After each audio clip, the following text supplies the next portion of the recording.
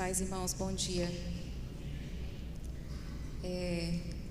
Hoje foi me dado, a oportunidade de compartilhar com vocês nesse período da ceia. E eu fiquei pensando se eu compartilhava em Coríntios, naquele texto que é tão básico da gente. Mas o Senhor colocou no meu coração um outro texto, uma outra passagem. Eu gostaria de compartilhar com vocês em poucos minutos, tá? Algo sobre o Senhor nos convida a descansar nele, amém? Sobre o Senhor nos convida a descansar nele, amém? Irmãos, estou feliz nessa manhã, de estar aqui com vocês. Estou feliz de poder rever a Sandra, nesse momento conosco. Veio prestigiar a apresentação do Luan. A Sandra é uma pessoa que a gente conhece já há algum tempo, uma pessoa muito querida, muito especial, muito dedicada também, ao Evangelho, lá onde ela faz parte da comunidade cristã. E assim como ela, todos os que estão visitando nessa manhã são muito bem-vindos. E também gostaria de trazer para vocês que ontem foi um dia assim, muito triste para nós ali no lugar onde a gente mora, no condomínio, eu, a Mônica e todos os vizinhos, a Tânia, todos que moram ali próximo no final da rua, porque aquele nosso vizinho que estava doente foi internado num estado muito grave, com pneumonia. Depois ele teve uma evolução boa, saiu do coma, foi para o quarto, e quando foi na sexta-feira à noite, ele sofreu uma parada cardíaca e veio a falecer, E é o pai da Aninha, daquela moça que faz aula aqui com os meninos. Foi uma situação muito triste, muito, muito triste, porque a morte, ela é um mistério, e as pessoas podem viver 100 anos, que sempre quando morrer a gente vai achar que foi pouco, que foi cedo. E sobretudo porque ele era jovem, tinha 58 anos, ainda tinha uma filha menor de idade. Então foi um momento muito doloroso, muito sofrido para todo mundo, foi muito, muito triste mesmo. Mas teve algo que alegrou meu coração, apesar de toda essa situação. Nós fomos no velório, e ali no velório estava o pastor Marcos Furquim, que eu não conhecia pessoalmente, só de ouvir falar, da Igreja Batista de São João. Toda a igreja em peso estava ali. Ele e os outros pastores lá, eles estão um colegiado de 3 pastores, estavam todos ali juntamente com os irmãos, dando aquele suporte para o Alexandre, que é o filho do seu Ronaldo, que congrega na Igreja Batista de São João. E eles trouxeram de uma maneira tão sábia palavras para confortar o coração no momento que a gente pensa que não existam palavras para tal.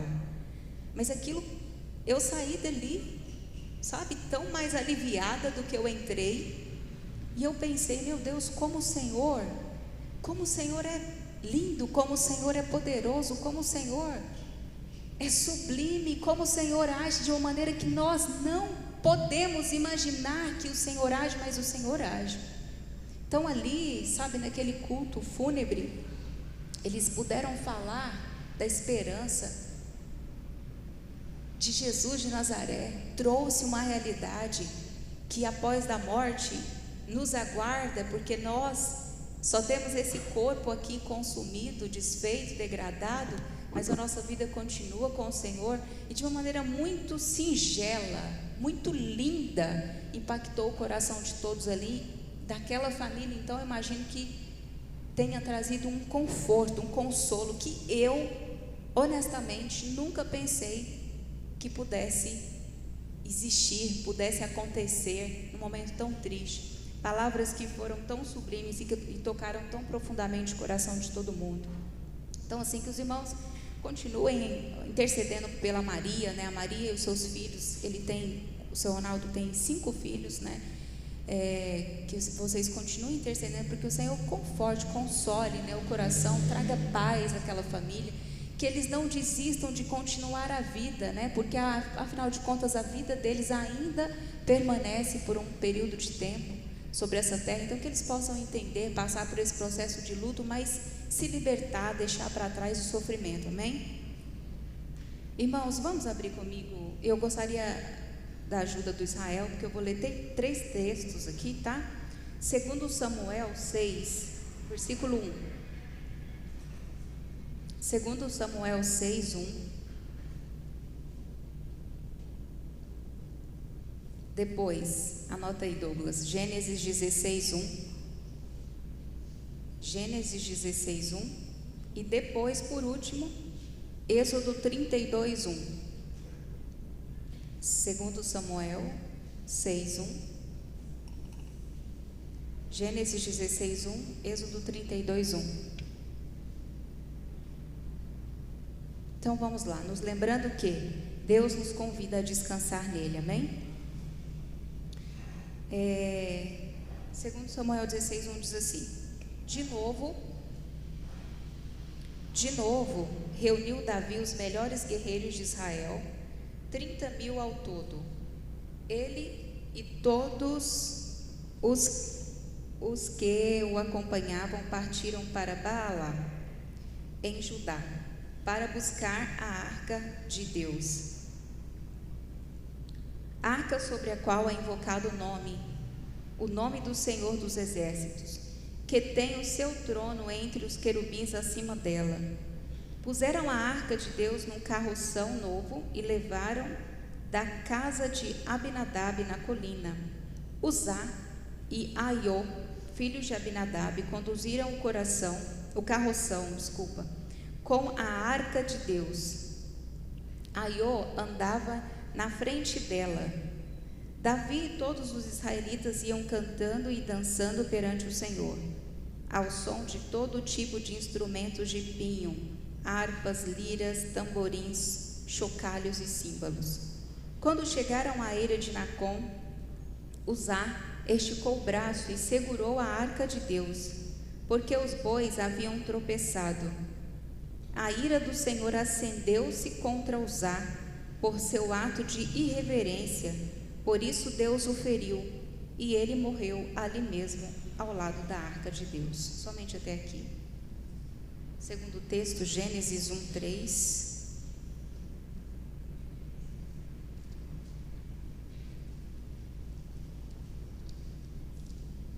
Eu acho que eu estou mal acostumada, hein? Eu acho que eu me acostumei com aquele outro microfone. Estou gostando desse aqui, não. Gênesis, aliás, é 16, desculpem aí, meninos. Gênesis 16, 1.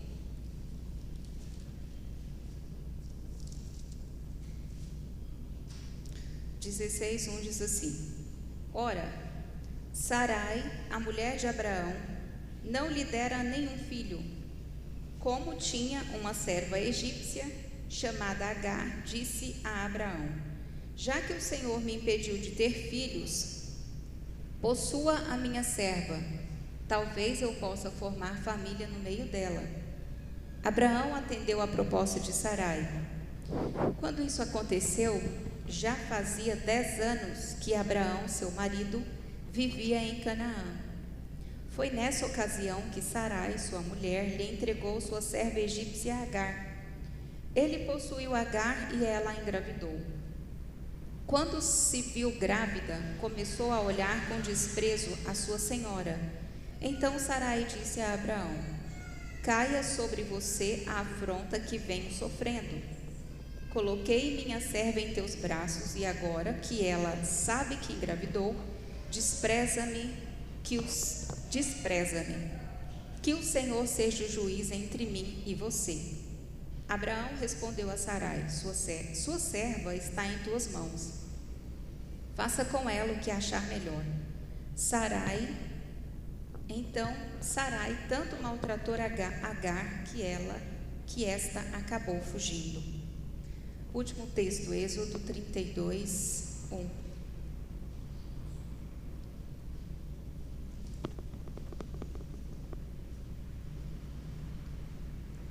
Diz assim: O povo, ao ver que Moisés demorava a descer do monte, juntou-se ao redor de Arão e lhe disse: venha, faça para nós deuses que nos conduzam, pois a esse Moisés, o homem que nos tirou do Egito, não sabemos o que lhe aconteceu.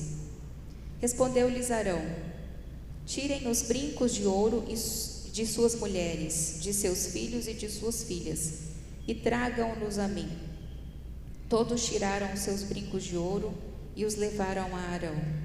Ele os recebeu e os fundiu, transformando tudo num ídolo de modelo.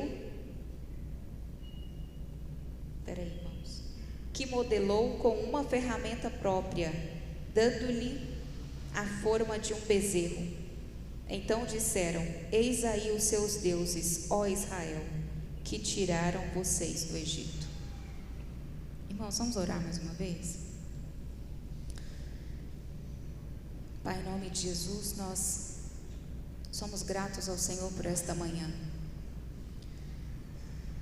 Senhor, te agradecemos por esse momento, te louvamos pelo privilégio de parar nesse tempo de tantas correrias, de meditar no sacrifício do nosso Senhor, de comungar com os nossos irmãos a salvação que recebemos do Senhor, de receber através do Teu Espírito Santo o Teu falar.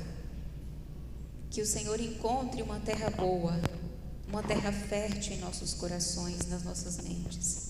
Que a Tua palavra venha frutificar, para que o Teu reino, Senhor, alcance os confins da terra. Que em cada lugar nessa manhã, onde o Teu povo se reunir, que ali o Senhor possa bradar de uma forma grandiosa. Que ali o Senhor possa alcançar os corações e as mentes.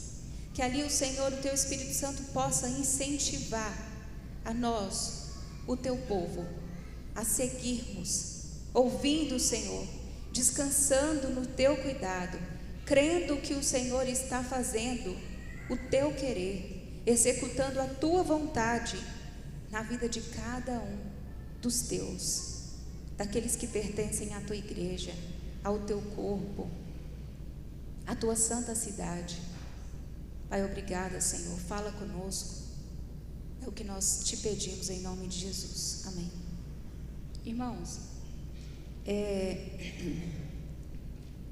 eu fiquei assim, pensando, e todo mundo que vem ministrar aqui, quando não tem um tema fechado, fica se perguntando, se questionando o que falar, o que trazer, o que o Senhor quer falar nesse momento aos nossos corações.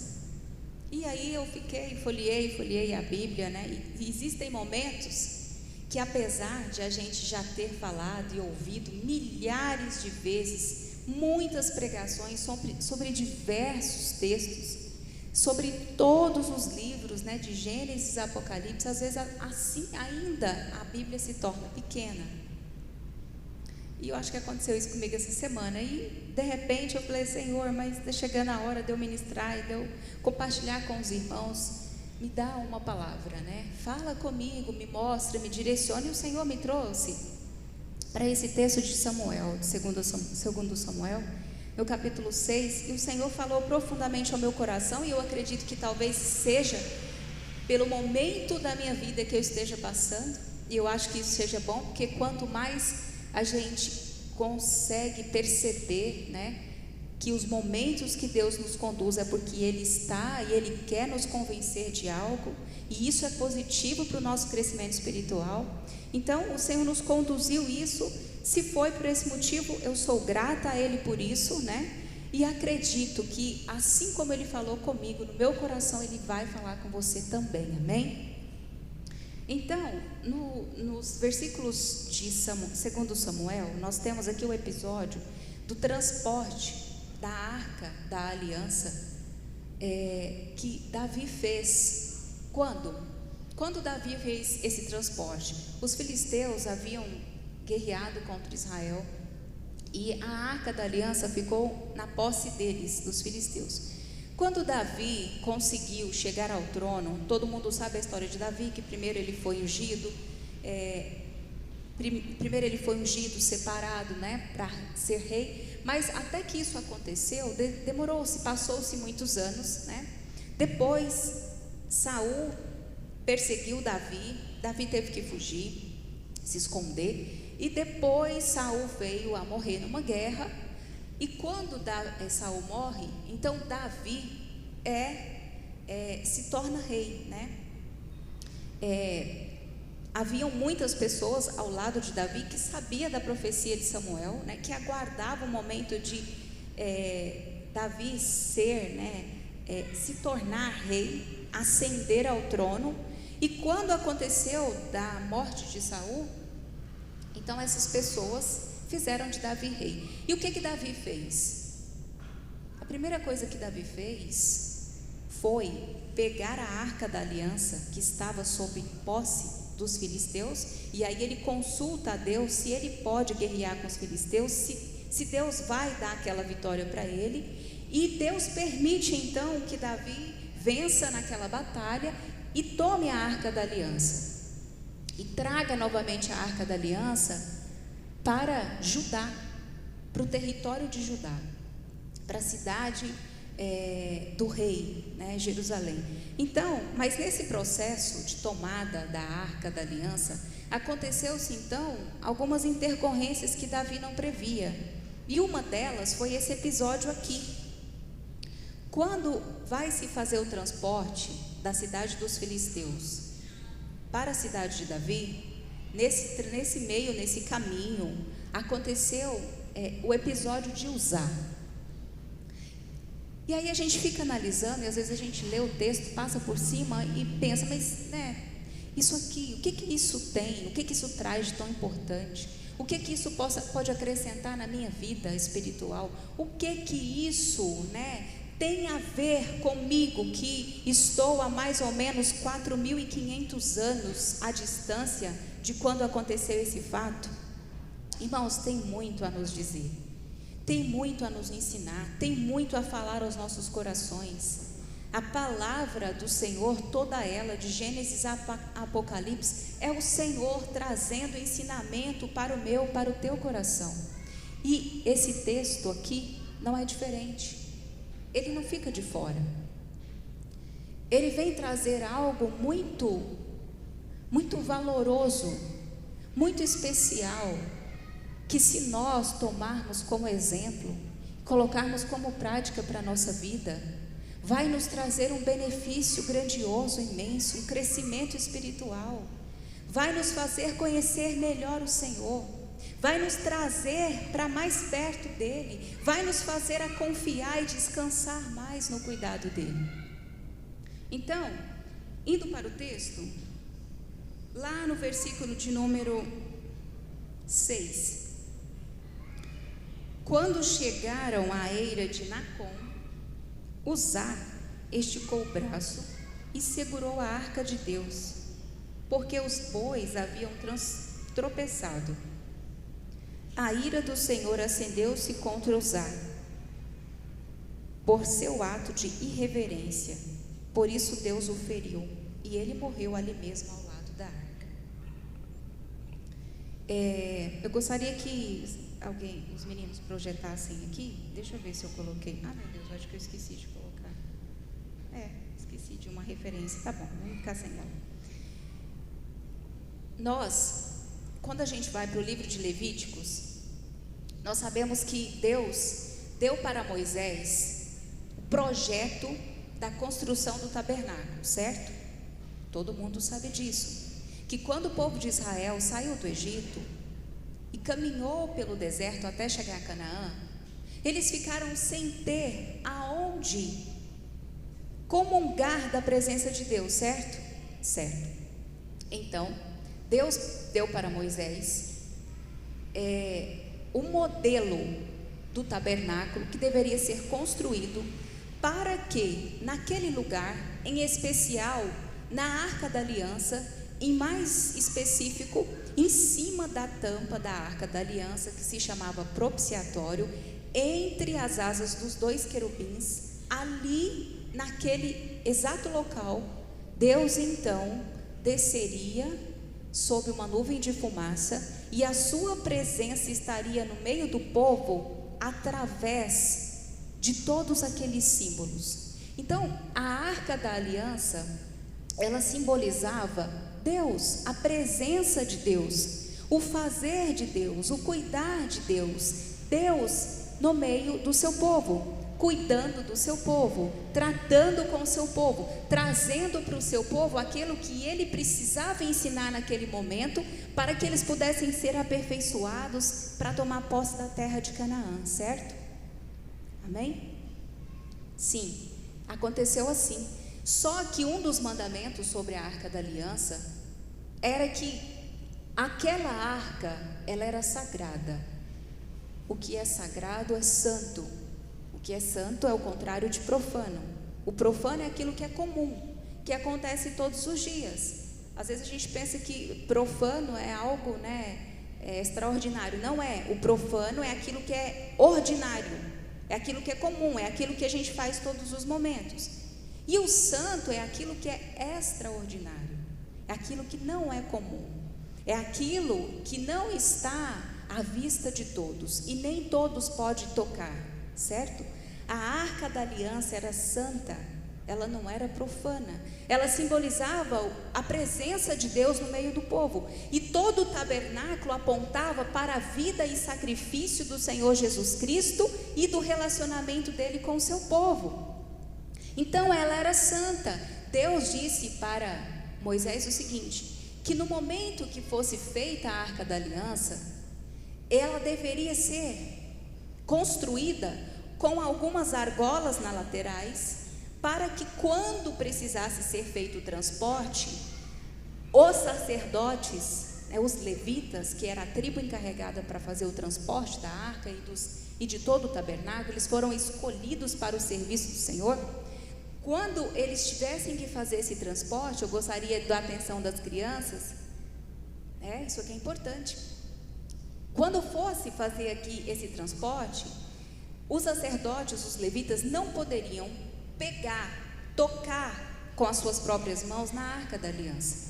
Não poderia. Estava expressamente proibido. Eu havia anotado a referência aqui, mas eu acho que quando eu fui passar limpo, eu esqueci, deixei no meu rascunho. Eles não deveriam. Como deveria ser feito esse transporte? A arca foi feita com algumas argolas, para que ali se pusessem os varais, para o transporte. Colocavam-se varais nas laterais, e aonde era que o sacerdote ou o levita poderia tocar para fazer o transporte da arca? Nos varais. Eles não poderiam jamais, em hipótese alguma, tocar na arca, porque estava escrito que se eles fizessem isso, eles morreriam. Isso foi uma maneira de o Senhor trazer referência para todos aqueles utensílios que simbolizavam para algo que era tão especial, tão grandioso, e que iria impactar a humanidade, a história da humanidade, que era o sacrifício de Cristo, a sua igreja. Não era para ser tocado de qualquer maneira. Então, Uzá certamente sabia disso. Ou será que não? Se ele não soubesse, então a história se torna mais grave ainda, porque ele deveria. Se ele estava ali acompanhando aquele transporte, o texto não diz se Uzá fazia parte da tribo de Levi ou não. Se ele não fazia parte, mais grave ainda, porque somente os levitas poderiam fazer o transporte da arca. Como ela não estava sendo carregada pelos seus varais, ela estava em cima de um carro de boi. Talvez Uzá não fosse um levita, fosse uma pessoa comum de qualquer tribo. Mas uma coisa todos sabiam: a Arca da Aliança era santa. O seu transporte deveria seguir critérios estabelecidos por Deus. Ninguém jamais poderia estender as mãos e tocar nela de uma maneira profana. Mas nesse episódio aconteceu que Uzá acompanhou o transporte da arca. Em determinado momento, os bois tropeçaram, o carro de boi certamente deve ter dado uma balançada, a arca fez que ia cair, e o que Uzá fez? Estendeu as suas mãos, levou as suas mãos para sustentar a arca, a fim de que ela não viesse a cair. E aí, às vezes a gente pensa, meu Deus, como que pode acontecer algo tão, triste, num momento assim? Ele só estava querendo ajudar, ele só queria proteger a arca de cair, no chão e se sujar. Ela era de ouro, ela não ia quebrar, ela não iria se desfazer. O máximo que ia acontecer, ela cairia, se sujaria e tudo, Mas Uzá levantou as mãos, estendeu os braços para socorrer a arca da aliança. E aí o que eu quero trazer para nós é o seguinte, que muitas vezes nós somos Uzá. Muitas vezes nós nos comportamos como Uzá se comportou. Porque o que ele fez? Quando a gente vai interpretar o texto, o que a gente entende? A gente entende que Uzá, ele subestimou a capacidade de Deus cuidar da sua própria arca. Uzá pensou que Deus era incapaz de fazer o transporte daquilo que era mais importante para ele, daquele símbolo que trazia a presença dele para o meio do povo. Será que é isso mesmo? Será que Deus seria incapaz de fazer algo tão simples, fazer o transporte daquela arca? Uzá subestimou a capacidade de Deus cuidar, fazer, zelar daquilo que lhe pertencia somente a ele. E aí, irmãos, às vezes nós nos comportamos como Uzá. E aí eu trago o seguinte: existe alguma semelhança entre nós e Uzá? Será que a vida de Uzá e o que aconteceu aqui não reflete de alguma maneira as minhas atitudes? As nossas atitudes, quando nós pensamos que alguma coisa saiu do controle na nossa vida, quando a gente começa a olhar para as coisas e de repente a gente acha que alguma coisa deu errado ou está dando errado, quantas vezes nós levantamos a nossa mão, nós estendemos o nosso braço para dar uma forcinha para Deus, para ajudar a Deus a fazer aquilo que Ele não está conseguindo fazer na nossa vida? Quantas vezes nós somos irreverentes e queremos pôr a nossa mão no que não nos é permitido, no que é de Deus fazer? Quantas vezes o momento do sofrimento faz com que a gente perca de vista que Deus, somente Ele, é suficientemente capaz de fazer tudo o que Ele determinou para as nossas vidas. Às vezes, o sofrimento tem esse poder de turvar a nossa visão, de fazer com que a gente coloque em xeque a capacidade de Deus realizar aquilo que Ele começou a fazer em nós, ou aquilo que eu preciso que Ele faça, aquilo que Ele está vendo que está acontecendo. Às vezes Ele está olhando para nós e vendo que a gente está aí, titubeando num carro de boi, quase caindo, e a gente quer estender a nossa mão, o nosso braço, para ajudar a Deus a fazer aquilo que só Ele pode fazer. E eu fiquei analisando e falando: olha, se não sou eu, olha se toda essa ação, se esse movimento aqui de Uzá, de intentar de uma maneira irreverente, porque ele deveria saber, certamente ele sabia que não podia pôr a mão ali na arca, que não lhe competia fazer aquilo, que Deus, só Ele, era quem guiaria, transportaria, colocaria a arca no lugar onde ela deveria estar, porque aquele serviço era dele. E quantas vezes nós nos encontramos assim? Momentos de incertezas, momentos de sofrimento, momentos de tribulação, momentos onde existem muitas possibilidades na vida. Aonde existem momentos que não existe nenhuma possibilidade na nossa vida. Isso nos tira a paz, nos causa ansiedade, pensar, meu Deus, e agora? Mas nesses momentos, às vezes, por não ter possibilidades, às vezes a gente consegue manter a nossa mão no lugar certo, para trás. Mas às vezes, quando existem muitas possibilidades, a gente quer ajudar, a gente quer fazer. Então, irmãos, não devemos subestimar a capacidade de Deus agir. Nós não devemos pensar que Deus não tem poder para concluir aquilo que nós necessitamos, para fazer aquilo que nós precisamos. Ele te vê no seu sofrimento, Ele me vê na minha angústia, Ele nos vê na nossa limitação humana, Ele nos vê, mas Ele está nos convidando a descansar no cuidado dEle, porque Ele é capaz de fazer aquilo que eu não consigo ver realizado, feito, pronto.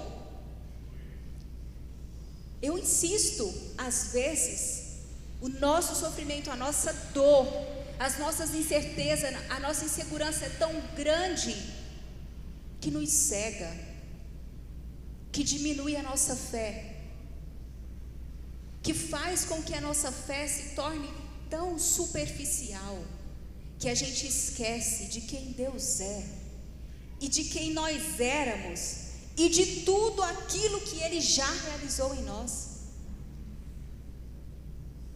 Se a gente conseguisse nos ver constantemente, se a gente pudesse a todo tempo ter um vídeo, que ficasse na nossa memória, nos trazendo a memória aonde nós estávamos, quem nós éramos, o que nós fazíamos e como Deus nos resgatou e nos trouxe para onde nós estamos hoje, talvez a nossa fé ficasse mais viva, se tornasse mais viva,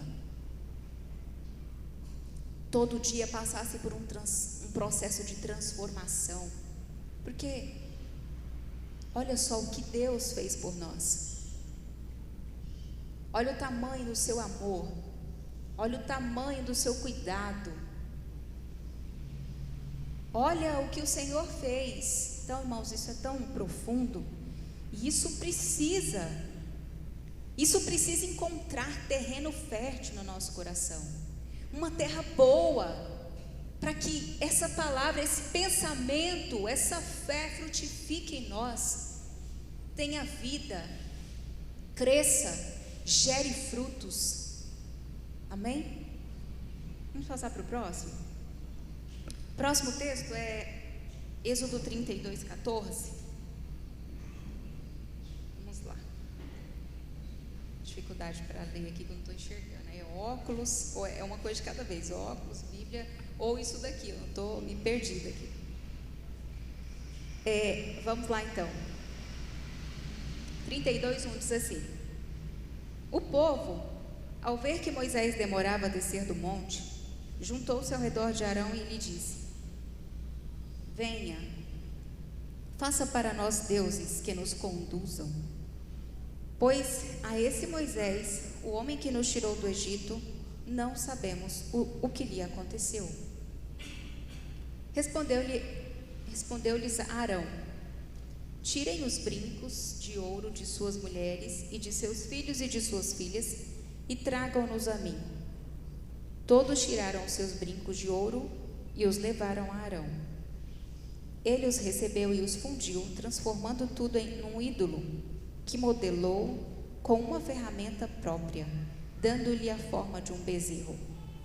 Então disseram: eis aí os seus deuses, ó Israel, que tiraram vocês do Egito.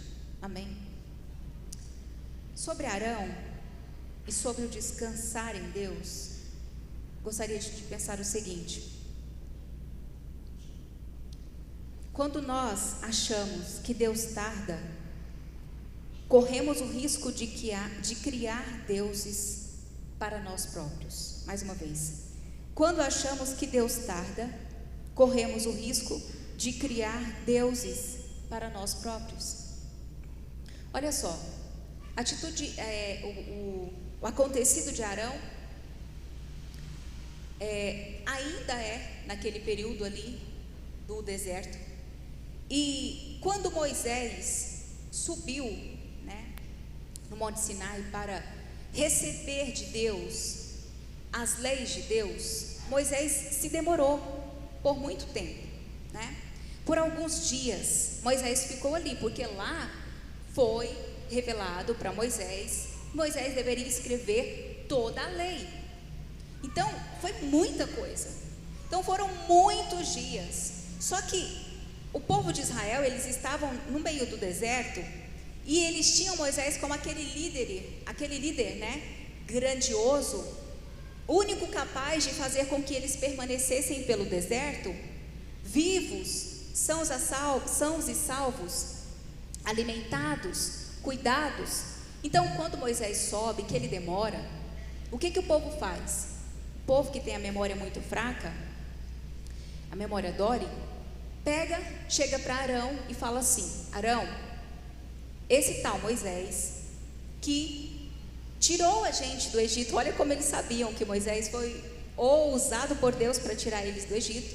Esse tal Moisés que nos tirou do Egito, nos tirou para nos fazer morrer aqui, no meio desse deserto, de fome, de sede, e ele não vai mais descer, e por isso nós queremos que você tome a liderança e faça deuses para que vá à frente de nós, para que nos guie pelo deserto, para que cuide de nós. Irmãos, olha só, olha que grave,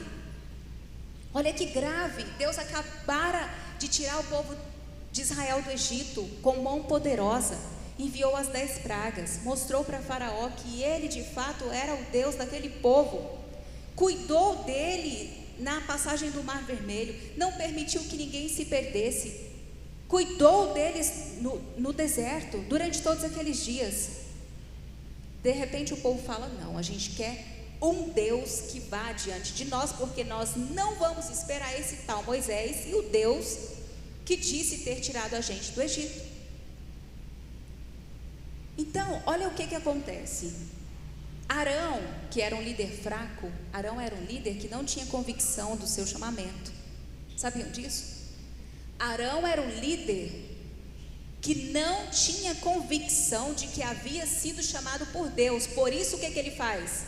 Ele cede aos caprichos do povo.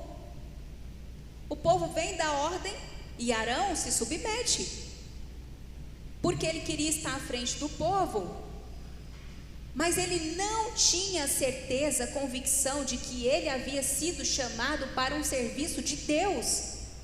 Por isso ele se submete aos caprichos do povo e faz exatamente o que o povo pediu para ele fazer. O que ele pediu? O povo disse: a gente quer que você faça deuses que vá diante de nós. Então Arão, como um líder fraco, submisso aos caprichos de um povo rebelde, Arão pede então: tragam-me todas os colares, os brincos, né?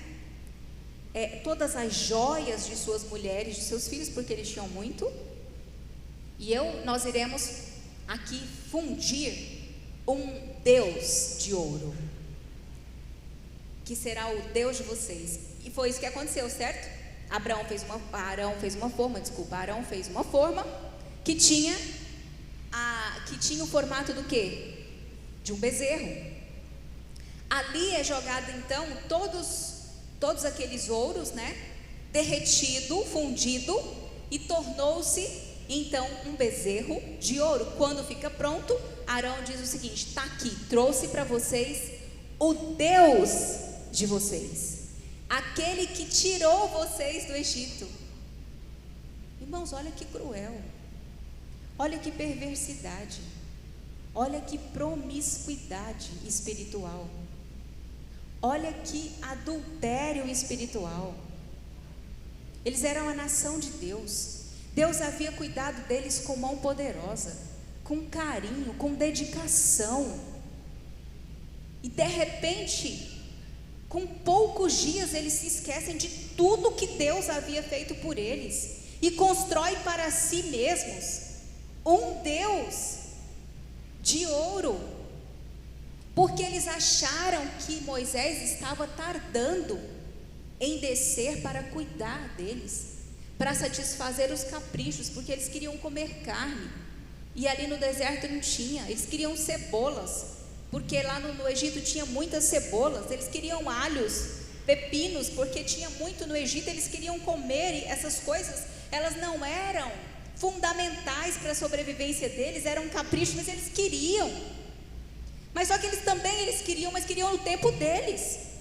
Eles não queriam esperar o tempo de Deus. Deus tinha um tempo. Deus ia entregar a lei para Moisés, depois Moisés ia descer e tudo iria acontecer. Tudo o que eles esperavam iria acontecer.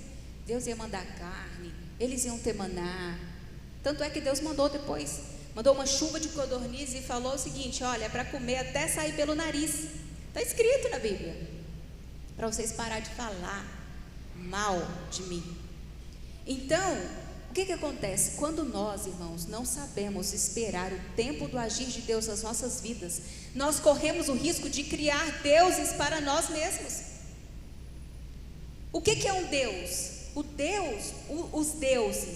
deuses são aquilo que traz para o homem segurança, proteção. Não é isso? Não é isso? Nós confiamos em Deus, certo? Nós confiamos que Ele nos salvou, que Ele nos protege, que Ele cuida de nós, que Ele zela por nós, não é isso? Sim.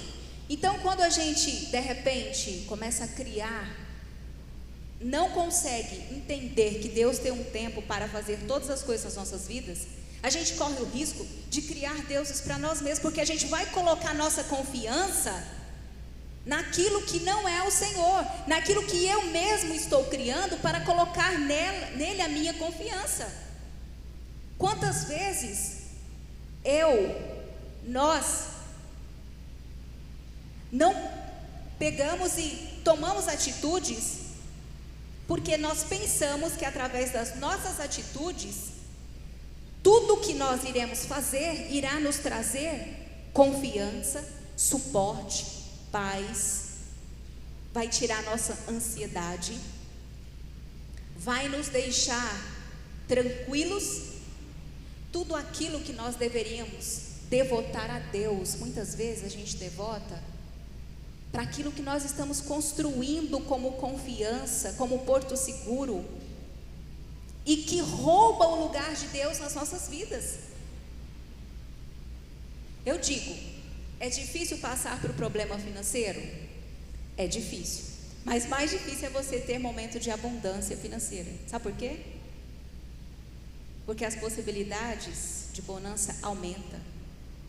E o que a gente faz?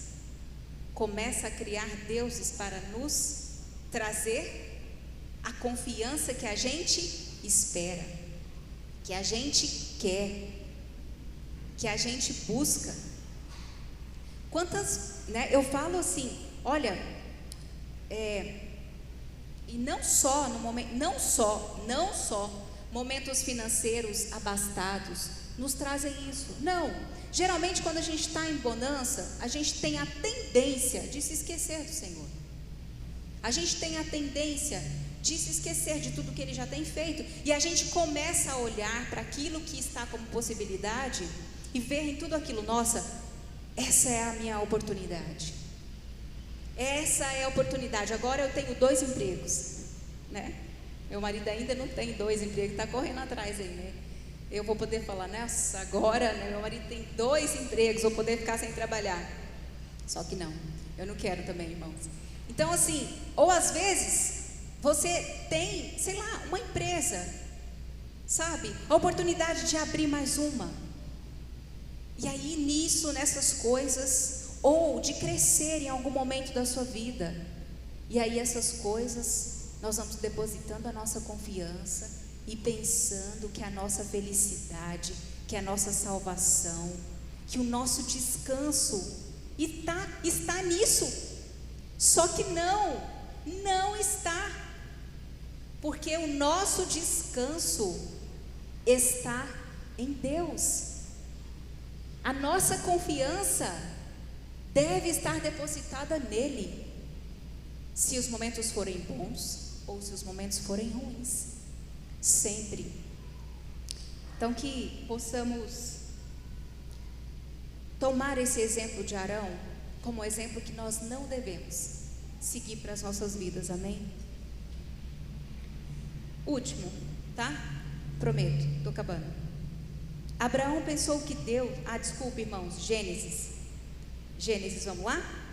Abra para mim 16, põe aqui para mim 16:1. Abraão pensou que Deus havia se esquecido dele, amém? Gênesis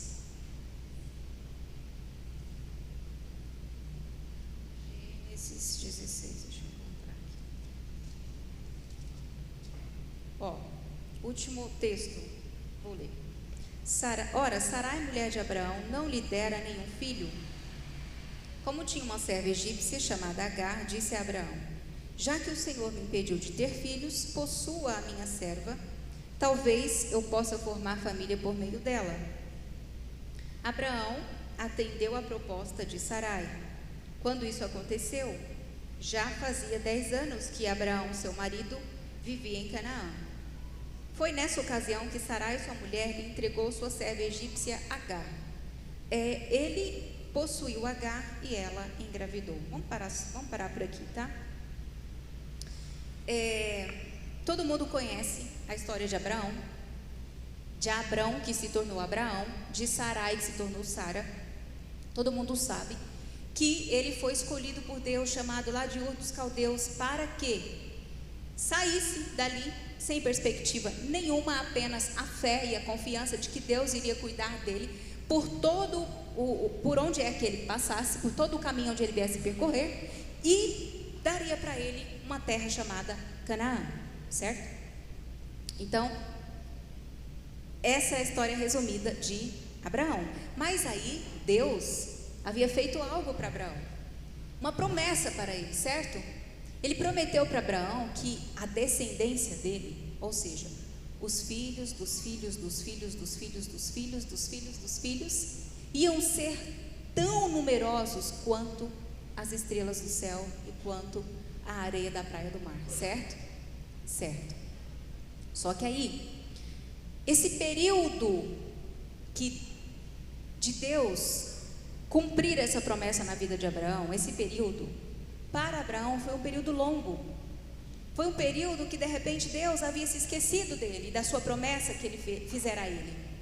Então, Sarai, ela toma uma atitude. Qual foi a atitude que ela tomou? E para isso, antes da gente discorrer, é o seguinte: nós corremos o risco de criar situações irreparáveis quando resolvemos dar uma mãozinha para Deus. Corremos o risco de criar situações irreparáveis quando resolvemos dar uma mãozinha para Deus. Olha só, Sarai estava idosa, Abraão também, 90 e 100 anos. Ela já não tinha mais o costume das mulheres, e ela queria ter um filho, e existia uma promessa, mas ela diz para o seu marido: pega a minha serva Agar, que ainda é jovem, coabita com ela, ela vai ter um filho, e eu e você, poderemos ser pais. Eu poderei ser mãe, eu poderei ter uma família, suscitar uma família através dela. Isso era muito comum antigamente, sabiam? Era muito comum, porque antigamente a poligamia era tolerada pelo próprio Deus, era tolerada pelo próprio Deus. Então, Abraão coabita com Agar, e Agar tem um filho que todo mundo sabe, que chamou-se de Ismael. Só que quando Ismael nasce, o que acontece? Antes de Ismael nascer, Sarai já percebeu que porque Agar estava grávida, ela começou a ter atitudes diferentes com a sua serva, com a sua senhora. Pensou: agora estou grávida, agora o meu senhor vai me querer mais bem do que a minha própria senhora. Agar começou a perceber isso, E aí ela chega para Abraão e fala assim: olha o que você fez, caia sobre você, né, toda essa situação de vergonha que eu estou passando. Como assim? Foi ela que tomou aquela atitude, certo? Mas quem era o chefe que autorizava? Abraão. E é por isso que a Bíblia trata com ele essa situação. Lá na frente a gente vai ver isso, no Novo Testamento nós vamos ver isso. É com Abraão que Deus trata essa situação. Abraão tem um filho, Ismael, que depois, com 13 anos, ele tem que mandar embora. Que ele manda embora com o seu coração cheio de pesar, porque ainda era um rapaz muito jovem. Ele foi embora, mas Deus cuidou de Ismael. O nome Ismael significa Deus provê, Deus ouve, porque quando Agar é mandada embora por Abraão, ela vai e se encontra no meio do deserto, depois que a água acaba, que ela não consegue ver aonde tinha água para dar para o seu filho, eles iriam morrer de sede. Ela começa a chorar desesperadamente. Um anjo aparece e fala: Agar, não chores, porque Deus ouviu o teu choro. Por isso Ismael significa Deus ouve. E aí o anjo mostra para ela um oásis no meio do deserto, porque é assim que Deus cuida de nós, irmãos. Ainda que a gente pense que está tudo perdido, Deus nos mostra um oásis no meio do deserto, porque Ele nos ama. Não tenha dúvidas disso. Ele nos ama. E ainda que as nossas atitudes, que de repente em algum momento tenham sido tomadas e que pareçam, né, ser irreparáveis, a gente construa situações que aos nossos olhos é irreparável, ainda assim Deus está ali para cuidar de nós. Mas aquela situação que Abraão criou gera consequências desastrosas para a humanidade até hoje. Até hoje existe uma briga entre os descendentes de Isaac e Ismael, os judeus e os árabes. Eles brigam porque eles entendem que aquela terra de Canaã que foi prometida para Abraão, todos os dois entendem que foi para si a promessa, porque os dois são filhos de Abraão. Olha a situação, uma situação irreparável. Por quê? Porque Abraão não soube esperar o tempo de Deus agir, de fazer, de executar, de cumprir o que Ele tinha prometido. Então nós também corremos esse risco de repente criar situações irreparáveis quando nós resolvemos ajudar a Deus. Quantas vezes a gente se encontra em problemas, sei lá, financeiros, problemas emocionais, problemas conjugais, problemas com as nossas famílias, com os vizinhos, no trabalho, porque tantas vezes nós não sabemos descansar e aguardar o trabalhar de Deus. Então, para concluir agora, para concluir de verdade, nós devemos ficar de braços cruzados? Essa é a pergunta. Então eu vou ficar de braços cruzados, não vou fazer nada, não vou mais trabalhar, não vou mais cuidar da minha casa, nem dos meus filhos, não vou mais educar, não vou mais ensinar a fazer lição de casa, porque Deus vai cuidar de tudo. Nós somos seres humanos e nós temos necessidades humanas, e essas são as nossas necessidades humanas, certo? Então a gente deve fazer tudo que nos compete. Nós devemos tudo que nos compete. Só que antes de tomar qualquer atitude, nós precisamos buscar a vontade do Senhor para as nossas vidas. O nosso desafio é aprender a descansar nele, ouvir e reconhecer o seu falar, porque Ele fala, porque Ele nos conduz. Quando a gente para ouvir, para descansar, Ele nos conduz, Ele nos guia. Nós precisamos ser sensíveis ao lugar aonde Ele está nos conduzindo. Nossa vida é dele. Tudo o que fizermos precisa responder a uma pergunta: isso é uma necessidade de Deus? Engraçado, né? Muitas vezes a gente quer tomar as nossas atitudes e fazemos como Tiago diz: a gente vai comprar, vai viajar, vai fazer, vai buscar, vai construir, vai executar. Mas essa é uma necessidade de Deus, é a vontade de Deus para as nossas vidas, é uma necessidade que Ele tem, porque se não for uma necessidade dEle, também não é a nossa, certo? Se não for uma necessidade do Senhor, também não é a nossa. Então, é difícil, mas precisamos aprender que Ele é o nosso Pai de amor, que nos quer bem. Ele nos quer bem, irmãos. Deus nos quer bem. Deus nos quer bem. Deus nos ama. E é por isso que a gente hoje vai participar do sangue do corpo, porque Ele nos amou, como disse João, de uma maneira tão insondável, imedível, tão grandiosa, tão profunda, que nós não podemos entender e nunca vamos entender. Nós não podemos ser ou fazer nada duradouro se não for por Ele. Seja onde for, tem que ser Ele, por Ele e para Ele. Amém, irmãos? Eu encerro aqui. Deus abençoe. Que essa palavra encontre guarida aos nossos corações. Que a gente possa, a cada dia, aprender a descansar em Deus, porque somente Ele é o lugar do nosso descanso. Amém?